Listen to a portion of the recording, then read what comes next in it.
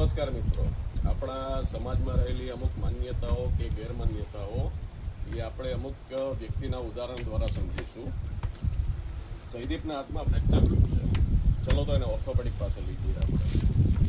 યોગિતાને ગઈકાલે food poisoning થઈ છે, તો એને ડાયરિયા વોમિટિંગ જેવું લાગે છે. તો ચલો એને ફિઝિશિયન પાસે લઈ જઈને રિપોર્ટ કરાવીએ. દર્શીલને છેલ્લા 1 મહિનાથી કમરનો દુખાવો છે અને હવે તો એને ચાલવામાં પણ તકલીફ થાય છે, તો પછી એને સારા સ્પાઇનલ સર્જનને બતાવવું પડશે. છેલ્લો કેસ ખુશીનો છે. ખુશી એના નામ પ્રમાણે ખૂબ જ ખુશ રહેતી હતી, પરંતુ છેલ્લા 3 મહિનાથી સતત ઉદાસ રહેવા લાગી, એકલવાઈ રહે છે. એની બેનપણીઓ સાથે પણ વાતચીત નથી કરતી અને ક્યારેક ક્યારેક એના આપઘાતના પણ વિચારો આવે છે. એના પેરેન્ટ્સ ખૂબ જ ચિંતામાં હતા. એના સગાવાલાને બોલાવ્યા.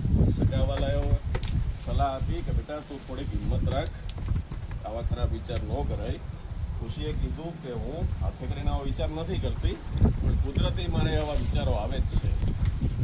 તો ના મમ્મીએ થોડાક ધીરા અવાજે કીધું, શું આપણે એમને સાયકિયાટ્રિસ્ટને બતાવી શકીએ?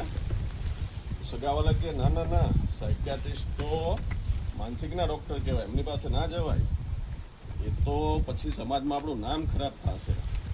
તો ખુશીના પેરેન્ટ્સ નિરાશ થઈ ગયા. તો પછી આનું કરવું શું? દોરા ધાગા કરવા, ભૂવા ભરાડી તાંત્રિક પાસે જઈને દાણા જોવડાવવા, કે પછી ખુશીને આપઘાત કરી લઈએ એની રાહ જોવી? સમાજને હું આ જ પ્રશ્ન પૂછું છું.